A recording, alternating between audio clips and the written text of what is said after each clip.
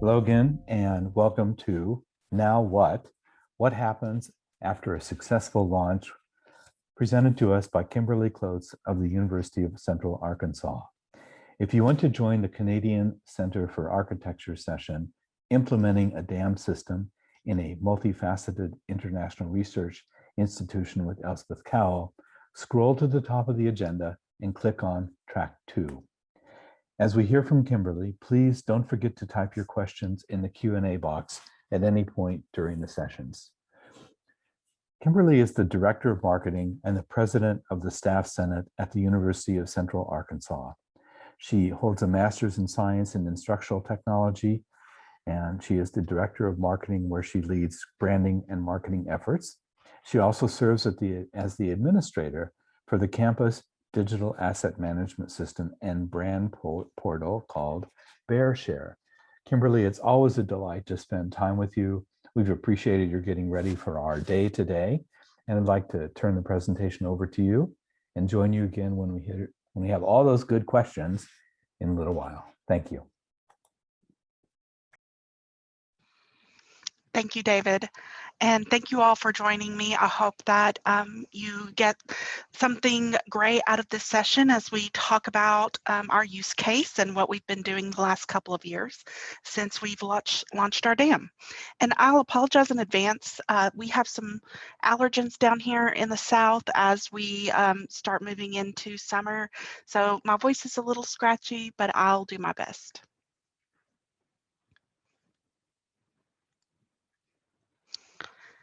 So as he said, this is the University of Central Arkansas, and we undertook our process in 2017. We are pretty young in our combination of both having a centralized Marcom department and also instituting the dam and our brand portal. But we successfully rolled that out. We call it BearShare. We are the bears, so made sense. And we rolled out something called the toolkit. Those of you who have attended my last session, that will be very familiar to you as it was an integral part, but I will do a recap of that for those who may have missed it or it's been a while. I want to start out with the overview of what I'm going to be talking about. I am I've got what I hope is a fun presentation for you guys, but we also are here to talk about those lessons learned and those take homes. So one of the things that I want to do is just overview the rollout and what that outcome was. Then we are going to talk about working the cycle and knowing yourself, your capabilities, your weaknesses, your strengths, and what we went through when we came together and stayed together, especially weathering and possibly flourishing in some areas during the pandemic with our dam plan. So you may notice here I've got a few song titles in my presentation. I'm gonna my little discography here to talk about what we've been going through. So our use case is focusing on people that are our end users, which is every employee on our campus, and our internal team, which is pretty small. We're about 10 people within my office. We handle all of communications, both with our foundation and campaign, direct development, but also enrollment management and all of our recruitment efforts and pretty much everything in between. We wanted to use our dam and continue to use our dam to elevate our brand, and that means a lot of focus on the brand portal. So you may hear me mention it in a lot of different ways and how that's changed over time. And so we have a campus-wide community that is working in certain parts, and then we have our communication professionals, so a little bit different audiences there.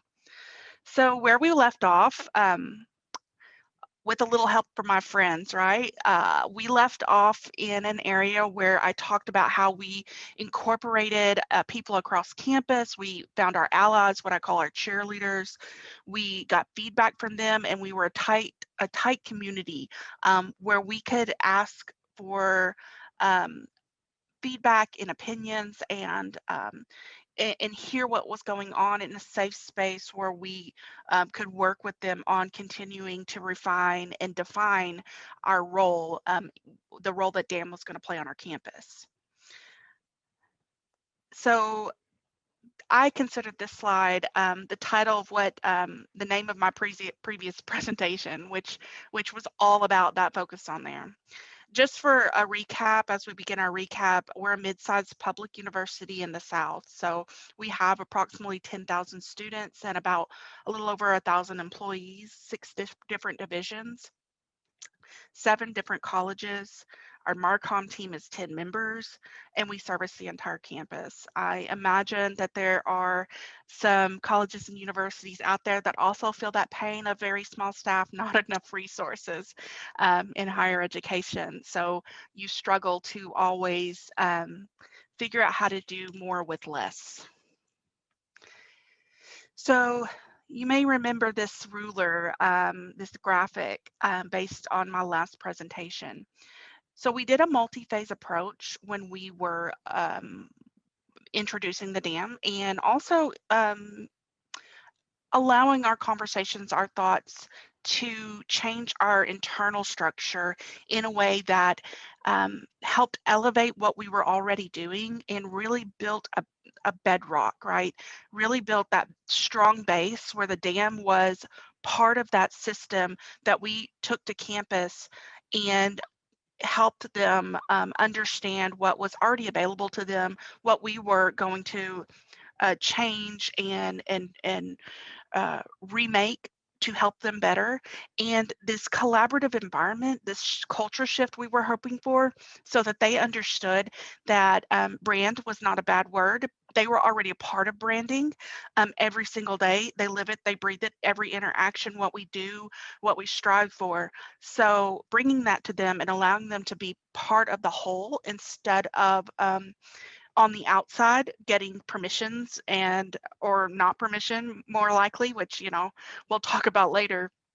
But those initial phases was one, the campus intro. So it was kind of a blitz of different things happening with communication going out so that they would understand what was happening. And then we had dam training. So that was really focused on what is this? What does that mean? Why do I need it? Why can't I use this logo that I copied from the website and then fax to someone and then put it on this print piece? What's wrong with that piece? Why do I need to go somewhere else, right? So there was a lot of education in the beginning, just trying to get them to understand we were doing something and it was going to be great for them. And I was not trying to mess up if their train was running smoothly and they had everything they needed. And I wasn't trying to derail their train. But if they had broken down, we were there to help fix it up. The third part of that phase was communication training. And by and large, this was the phase that I planned on being in forever. And, and so we still are, but we're working on refining that. And that's really where I think this presentation starts, right? Our phase 3 was our communication training. It was our communication toolkit, which is how we combined and marketed everything that we were working on for people across campus. We wanted them to know that we were available for training. When you have 10 people that cover every single thing that's listed here, brand, design, web, logos, media, photo, social, overall training, writing, video production, you don't have a lot of room for error when it comes to scheduling. What we wanted them to know was that we were prepared to work with them on the things that mattered to them, but we wanted to give them a way to feel like they had the autonomy to go somewhere, download. Like I tell them, if it's in your portal, your customized portal, you're allowed to use it. You don't need to ask my permission. And that gives them the freedom to take what they've learned through this training and apply it in their everyday life, which increases their satisfaction, not just with our office, but with the usage of our portal, and gives them some agency to feel like they're more part of the whole and instead of outside. we have different levels of training, and we'll talk about this when I get to the portion where we talk about a pandemic. Um, there's a lot of analog in this digital world, in my opinion, and so a lot of what I'm going to be focusing on is those relationships and how they can be um, changed, as we all have experienced. So, I'd like this to be the jump off of where I thought that I was when I left you last time, right? I would like to buy the world a Coke and furnish it with love and grow apple trees and honeybees and snow white turtle doves, right? We were at peace. We were feeling it. We were like, we're on top of that mountain, and that's where I left you last time. However, you know what inevitably happens. It's my party, and I'll cry if I want to, right? And why? I thought we were buying the world a Coke and turtle doves, and I would get help from my friends, like Joe Cocker said. And wow, parties can go on, they cannot go on forever. They can go on, but they have to close sometime. And my first reaction to that was this, like, what? This is my party. And I thought we were great, and that's just getting that reaction, getting feedback that I didn't want to hear because I'd worked really hard on some of this back end stuff. And yes, I'd tweak it so we could feel a part of it. But are you saying I need to change some core things that we worked on? And that was really tough. And it's tough, not just in an internal emotional way, right? It's tough because then you've got to work with other parties and try to come up with some compromise. And I'm like, we're going back over all these things that we've already done and I thought we were good with. Um, but there's so many things happening in higher education as we work on new standards, as we update our strategic plan, as we have new parties that come in, and we've got new deans and we have new executive staff, and so we're always constantly changing. And coulda, shoulda, woulda, right? Maybe that's a Southern slang, but should have known, should have prepared for this part, so it wasn't a surprise, right? I felt like, where did our love go? Why is this happening? How is this happening? What next steps do I need to put in place? Because I thought we were working them. We were in phase 3, right? How did I not plan for this type of feedback? And how do we tweak it to build something more sustainable? Or where are those weaknesses that we weren't anticipating? And let's figure out what to do. So this one got 2 songs for you. One of them, I bet you could figure out which one I wanted to be.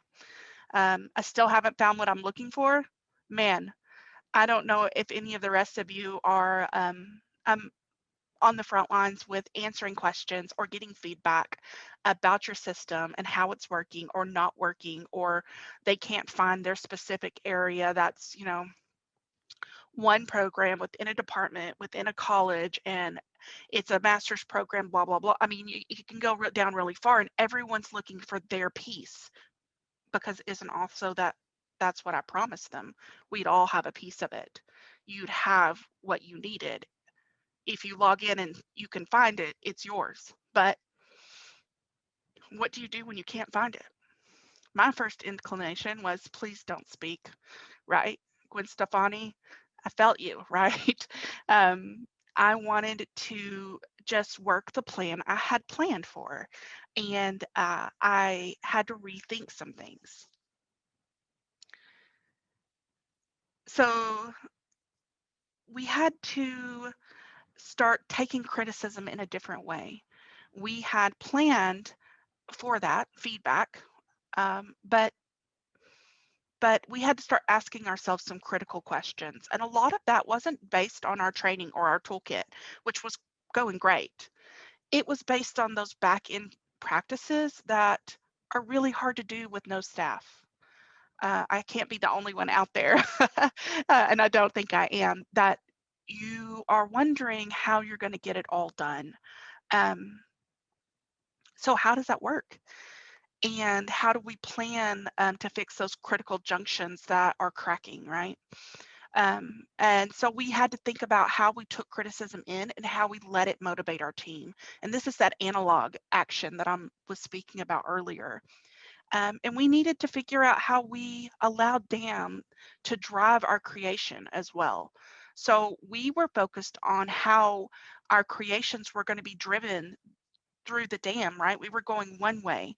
But hearing this feedback and understanding really how that was affecting and that in that feedback loop allowed us in a way the ability to look at creation differently.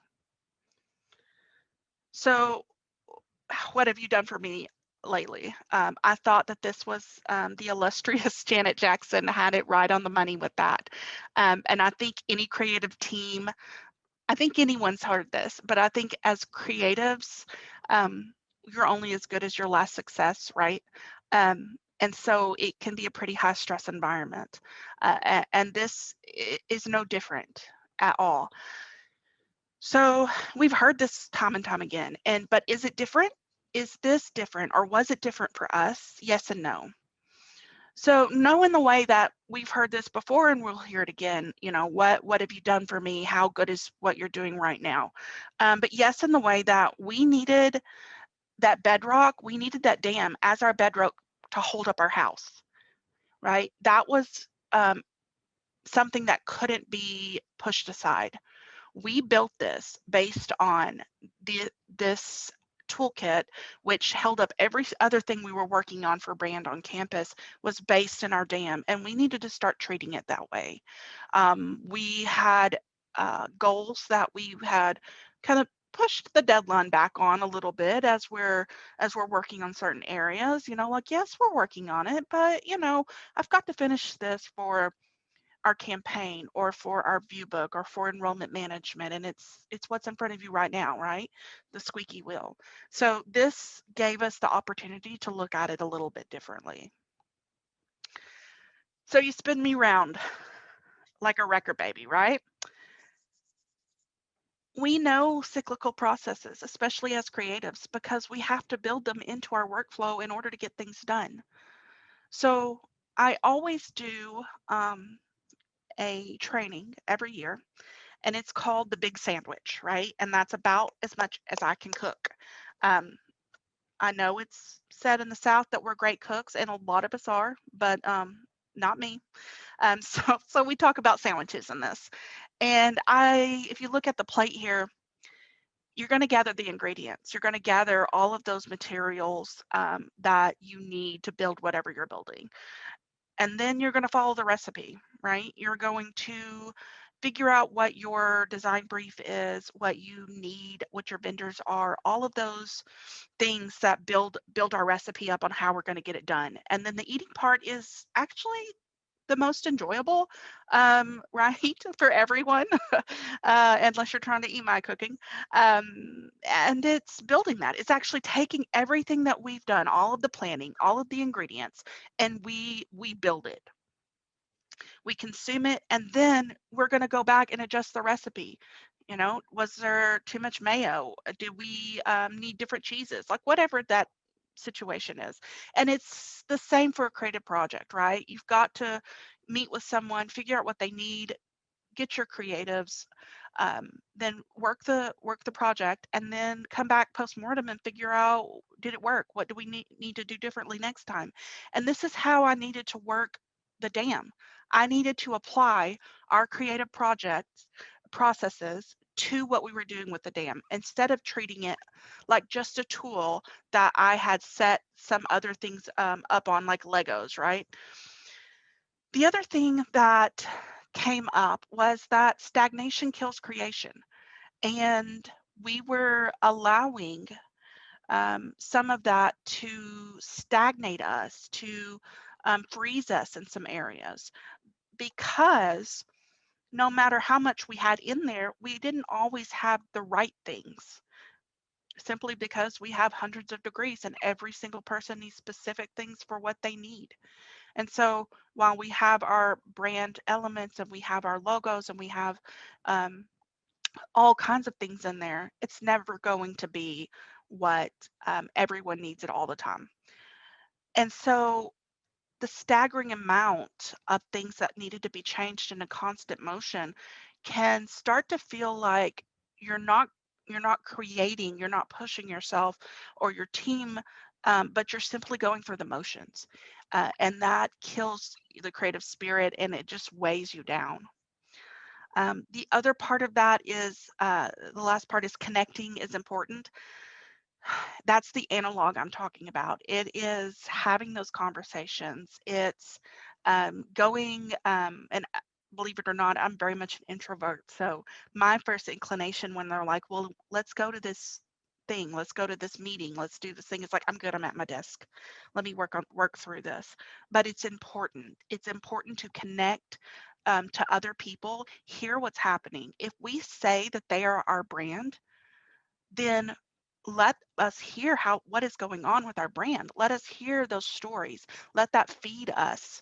We work with the foundation on stories about students who get scholarships, and that's life changing. And always hearing those stories and always understanding the impact of something that is one decision, but it affects an entire life is so fulfilling, that it reminds us that it's important to connect. It's important to hear that human element. So let's move into 2020, which I think for us was great and not great. I think we can all look back at 2020 and know what was not great about it. It faced us. So here we are. I'm coming to terms with some of the things that we had maybe neglected or not thought about, and we're changing. And then we have the pandemic, and these limitations and challenges become right in front of our faces. We understood our limit in technology and our staff, our time. So both real and imaginary. It's hard to sometimes take yourself outside of work, especially when it matters to you, right? And so we knew that we had real deadlines to get to, but we also have no disconnect from work to home. And it can be very hard to separate that. Our expectations, both from ourselves, within ourselves, and outside of that. And as that changed with the pandemic, right? A lot of people were at home and like, what am I going to do? How am I going to do my job? Or all of these processes and things I was working on are now defunct. That was not the case for us. People would be like, oh, so you're at home, it's fine, right? And I'm like, we're working harder than ever.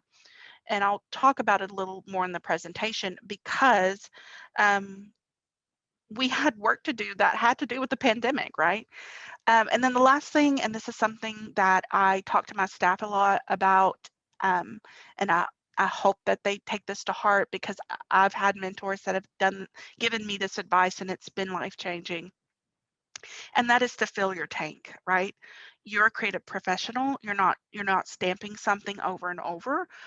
You need to fill your tank. You need to hear those stories. You need to get outside of your office and walk down and listen to someone else's stories and go to those meetings about other departments and hear that. And figure out creatively how you fill yourself up. That is important, and I realize it's completely different than when people think about digital asset management, but that human connection cannot be undone, and it's important to know that. So it did kind of feel like the end of the world, right? But we felt fine for the most part. We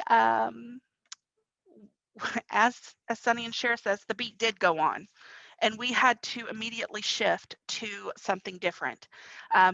My staff picked up.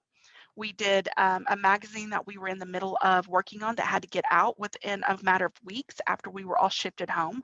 One minute we were here, the next day we were not.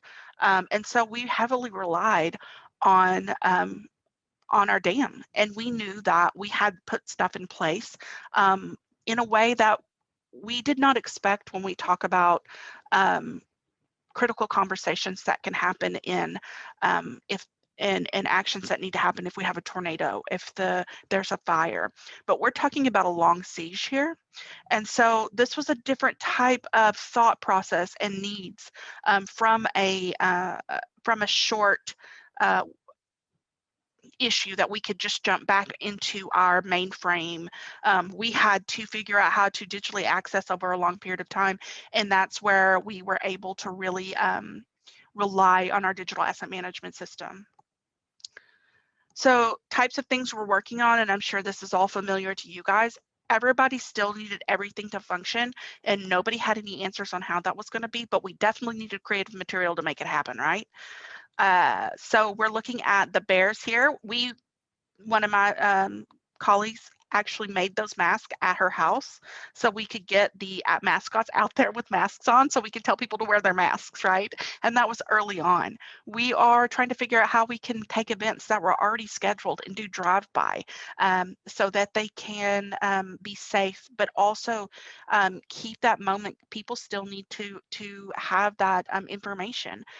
We're working on and pivoted quickly to having videos for all of our graduates that were personalized by college because we suddenly could not have an in-person graduation. We are trying to pivot to online courses for a lot of courses and get information out about the CARES Act and other things quickly. And so we're creating all these materials for other people on campus so that they can do their job in a pandemic. But it started with us in getting that information out. We also had to make a lot of things about the pandemic itself. Websites were created, lots and lots of text, news releases, signage, social media, physical buttons that people wore, face masks, thank you, guides that were both print and in person, lots and lots of signage, right? So we were just working on this and cranking it out. We also have to have information out there so that we can pivot from an instructional model that was based fully in person to something different. And we have different areas on campus working on this, so we need to have that information out there for them to grab quickly. And then we are still doing business as usual. In the middle of this, we are working on $100 million capital campaign. We have long-standing projects that like the women's suffrage movement, all of our student activities, things that we still needed to focus on. These things still needed to happen. And then, of course, if you notice, tons and tons of pictures of people on computers. But what we came out of this was that we were able to take the pandemic and fill our tank with it. And realized that we were able to shift our focus in a way that allowed us to come together, right? We were once again looking at those analog aspects of this digital bedrock that we had built. I'm here to take questions. I apologize. I feel like I've gone a little bit long here, but feel free to reach out. I love talking about this. I love sharing our story, and I apologize for those who may not know the playlist that I use, but I've got it here on here, and you can find it on Spotify. So if you want to listen, feel free.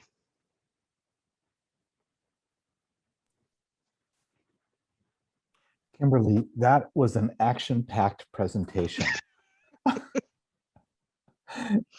And I really appreciate your putting that together and setting the context in the prior work that you've contributed to the global community. I'll make one comment, and then we've had a couple questions come in.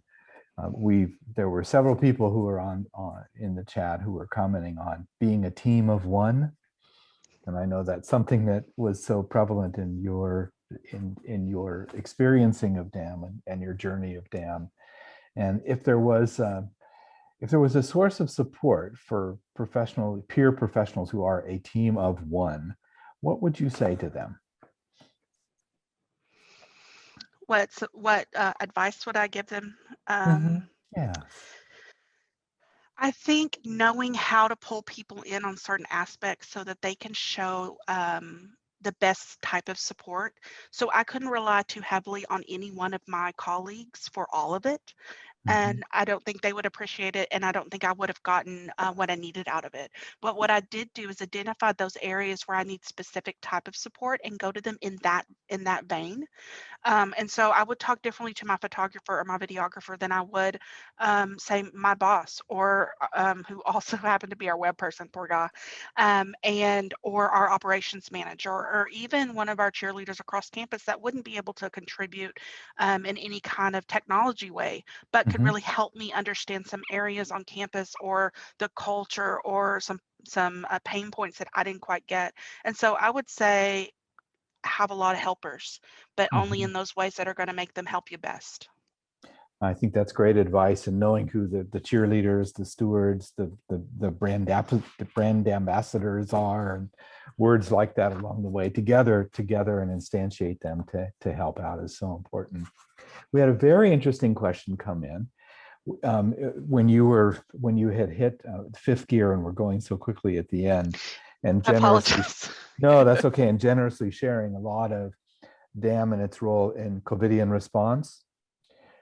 A question came in about, did you change the metadata model to add the word COVID-19 or something like that? And are you archiving those assets in a documentarian kind of way?